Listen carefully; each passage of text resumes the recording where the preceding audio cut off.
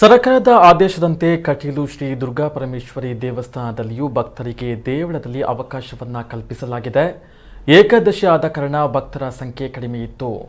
Lockdown ಸಂದರ್ಭ ದೇವಳ ಪ್ರವೇಶವನ್ನ ನಿರಾಕರಿಸಲಾಗಿದ್ರೂ ದೇವಳದ ಹೊರಭಾಗದಿಂದಲೇ ಭಕ್ತರು ಪ್ರಾರ್ಥನೆಯನ್ನ ಸಲ್ಲಿಸಿ ಹೋಗ್ತಾ ಇದ್ರು.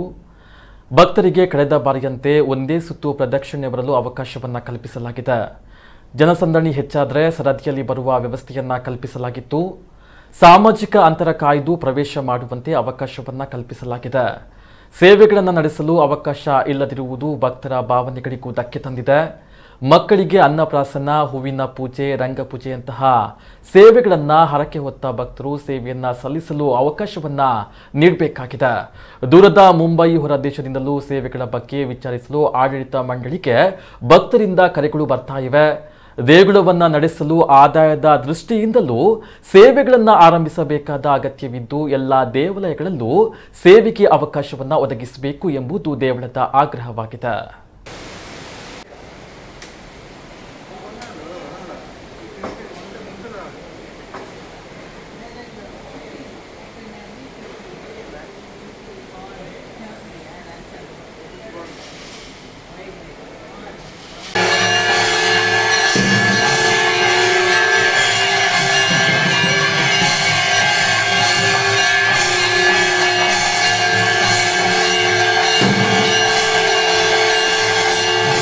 ಕ್ಷೇತ್ರದ ವೃದ್ಧಿಯ ಲಕ್ಷಣ ಆದ ಕಾರಣ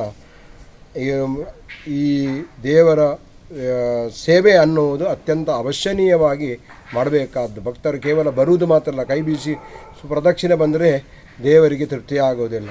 ಯಾವುದರಿಂದ ಏನು ಅವರದ್ದಾದಂತಹ ಕಾಮನೆಗೆ ಬೇಕಾದಂತಹ ಅಥವಾ ಅವರ ಇಷ್ಟಾರ್ಥಕ್ಕೆ ಬೇಕಾದಂತಹ ಸೇವೆಗಳನ್ನು ಮಾಡಿದಾಗ ಆ ಸಾನ್ನಿಧ್ಯ ದಿನೇ ದಿನೇ ಬೆಳಗುತ್ತದೆ.